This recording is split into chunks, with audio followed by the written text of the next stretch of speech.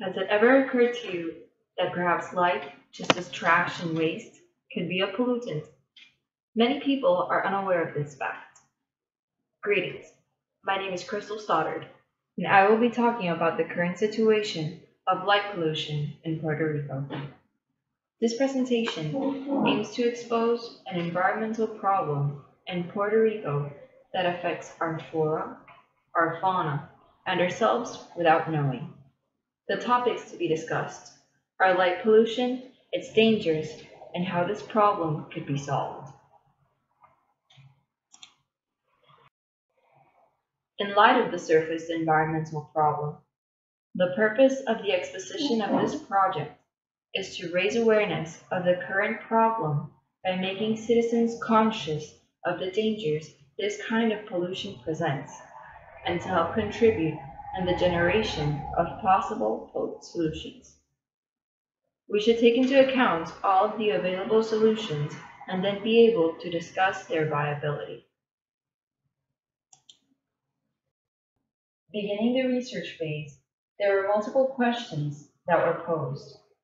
These are the ones that this project intends to answer, for it is important to identify the root of the situation, to then begin to understand how this becomes a problem that must be solved as quickly as possible. Some of the questions were the following. For instance, what is the severity of the problem? Who is threatened by this? What causes light pollution? What does light pollution cause? And what are the solutions?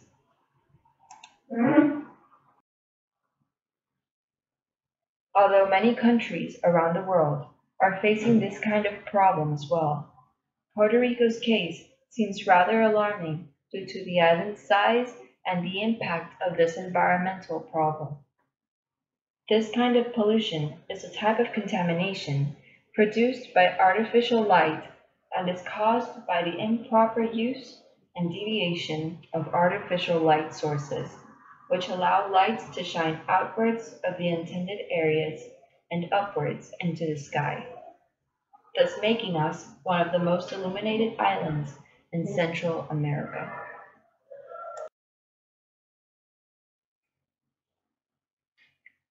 There are various forms of light pollution. Among them are light trespass, which occurs when light is misdirected to an adjacent property.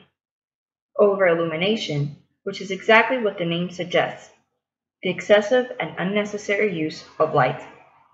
Also, light clutter, which is the collective brightening of the night sky in inhabited areas. And night glow, which is when the collective use of lights give the illuminated areas a glow-like appearance. Some of the causes that have contributed to the uprising of this problem are the improper light designs and fixtures and the excessive use of unnecessary lights. If you make reference to the diagram illustrated, you can see some good and poor examples of common light fixtures.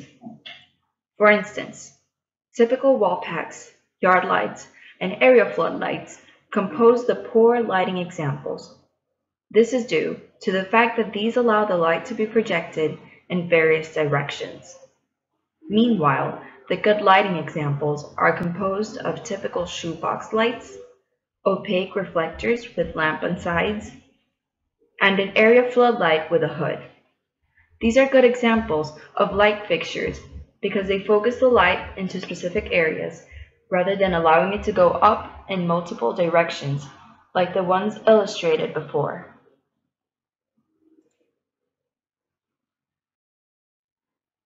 Now that we understand what light pollution is and what causes it, it is time to comprehend what effects this has upon us, our flora, and our environment.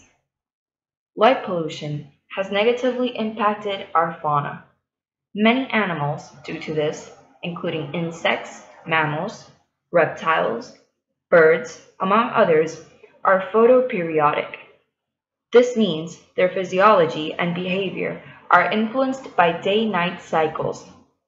As a consequence of this kind of pollution, their natural habits such as eating, mating, Growth and development have been affected, and some animals have been forced to migrate. Light pollution can affect the safe maneuverability of an aircraft. The upward shining lights can blind the pilot and subsequently jeopardize the lives of all the passengers. Inefficient ways of lighting have had an economic impact as well. It has caused an increase in the current consumption of electricity and subsequently its cost. This implies that citizens are paying more for the lights that are being diffracted into a direction other than the one intended.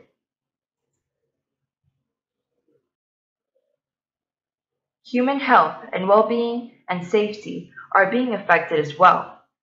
Light pollution may increase the risk of cancer. It alters our biological clock, processes of melatonin production, among other processes, and affects our circadian rhythms. This pollution affects our safety as well in a way that may seem paradoxical. An increase in lighting does not imply that clear visibility will be enabled. In fact, without the proper fixtures, a light's glare can reduce our visibility during nighttime. An example that clearly illustrates this is shown in the images above. The situations are the following. There is an intruder standing near the entrance gate to a home's patio. In the first image, you can hardly see the intruder. Meanwhile, in the second image, all the photographer does is shield the light's glare with his hand and the intruder is instantly revealed.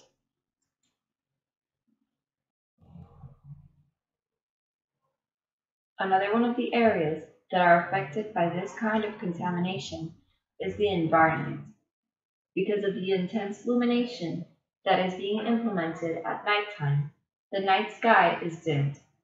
This does not allow the sky to shine at its true potential in the affected areas, which is why astronomers predict that future generations will be unable to see the Milky Way.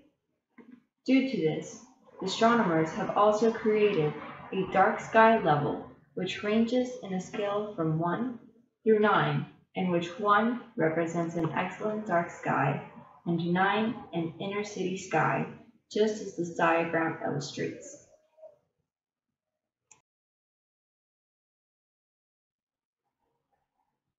To understand the severity of this problem, one must take an aerial look of the island. Puerto Rico is usually hard to locate on a map due to its relatively small size. However, the island was clearly visible during nighttime in a satellite image that was taken by NASA, as well as a light pollution map that illustrates the island.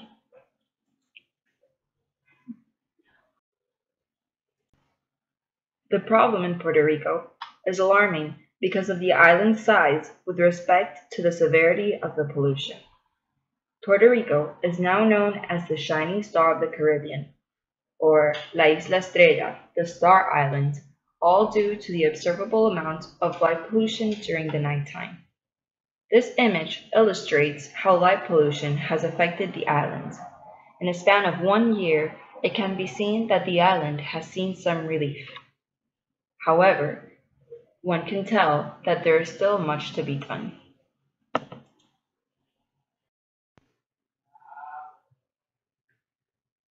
Now we will discuss the possible solutions. There are multiple ways in which one can contribute in solving this problem.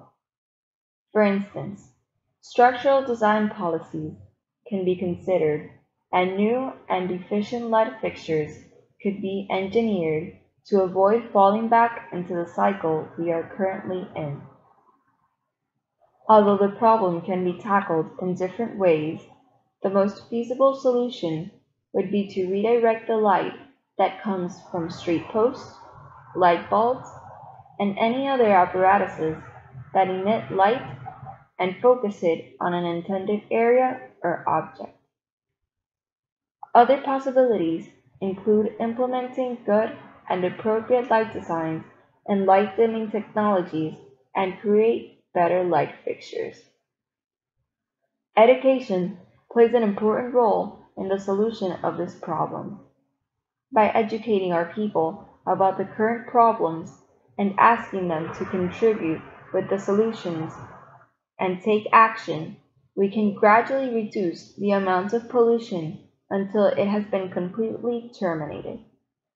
An example that illustrates the efforts of educating the Puerto Rican citizens are the annual conferences of light pollution that la Junta de Control Ambientalista de Puerto Rico offer. Although this may be a good way to start, I believe it is important that other educational techniques be implemented as well. For instance, have professionals in the matter discuss the situation and orient and motivate our citizens.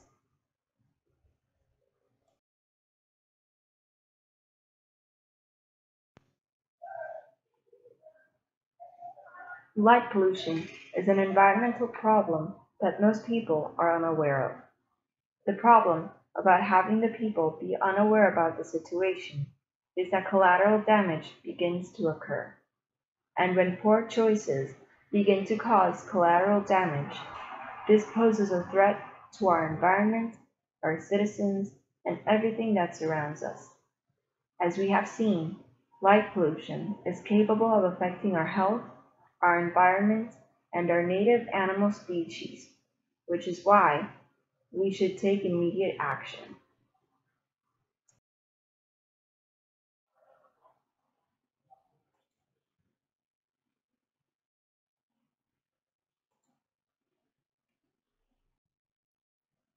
Thank you for your time.